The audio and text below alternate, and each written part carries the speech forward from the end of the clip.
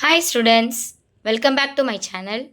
இந்த வீடியோவில் என்ன பார்க்க போகிறோம் அப்படின்னா 12ஆம் வகுப்பு கணக்கு பதிவியல் அதில் இருக்கக்கூடிய பாடம் 1 அதில் இருக்க பயிற்சி கணக்குகள் பார்த்துட்ருக்கோம்.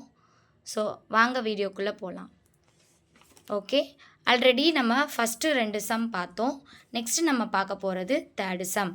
ஸோ பார்க்கலாமா? பின்வரும் விவரங்களிலிருந்து விடுபட்ட தகவலை கண்டறியவும். நம்ம பார்த்தது லாபம் அல்லது நட்டம் கண்டறிகிறது பற்றி பார்த்தோம். நெக்ஸ்ட் என்னென்னா நான் சொன்னேன் இல்லையா, அந்த 5 வேர்டில் ஏதாவது ஒன்று மிஸ் ஆகிருக்கும். ஒன்று இறுதி முதல் இல்லாமல் இருக்கும், இல்லை தொடக்க முதல் இல்லாமல் இருக்கும், இல்லை எடுப்பு இல்லாமல் இருக்கும், லாபம் நட்டம் இல்லாமல் இருக்கும், இல்லை கூடுதல் முதல் இல்லாமல் இருக்கும். அந்த 5 வார்த்தையில் ஏதாவது ஒரு வார்த்தை மிஸ் ஆகிருக்கும். ஸோ அப்போ அந்த மிஸ் ஆன ஒரு வார்த்தையை கண்டுபிடிக்கிறது தான் இந்த விடுபட்ட தகவலை காணவும் அப்படின்னு கொடுத்துருக்காங்க. அப்போது இந்த மாதிரி விடுபட்ட தகவல்களில் ஒன்று ஞாபகம் வச்சுக்கோங்க.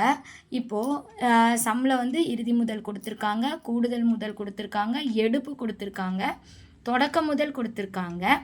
அப்புறம் என்ன கொடுத்துருக்காங்கன்னா அவ்வாண்டில் ஏற்பட்ட லட்டம். நம்ம ஃபார்மேட்டில் நம்ம படிச்சிருக்கோம் ஆல்ரெடி.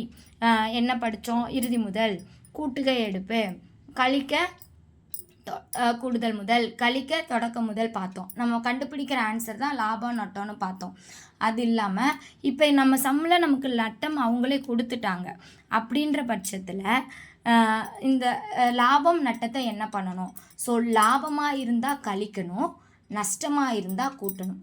நல்லா ஞாபகம் வச்சுக்கோங்க. லாபமாக இருந்தால் கழிக்கணும், நஷ்டமாக இருந்தால் கூட்டணும்.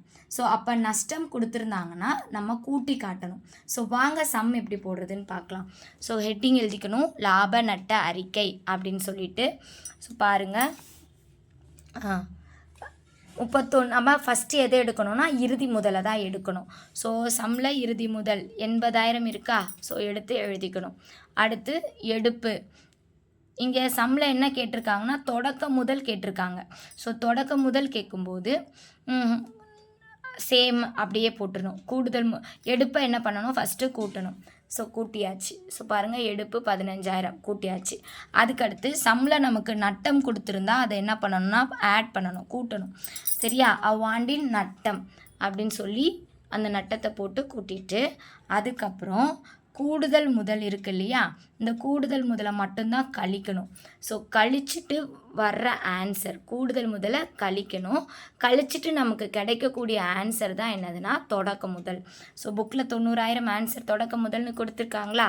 ஸோ அதை கண்டுபிடிக்கணும். ஸோ 1,30,000 30,000 கழிச்சா நமக்கு கிடைக்கக்கூடியது தொடக்க முதல். ஏன் அப்படின்னா இங்கே லாபம் அல்லது நட்டம் கொடுத்துருந்தாங்க. லாபம் நட்டமாக இருந்தால் கூட்டணும், லாபம் வந்திருந்ததுன்னா கழிக்கணும். Okay, thank you for watching. Keep supporting and like and subscribe my channel. Thank you.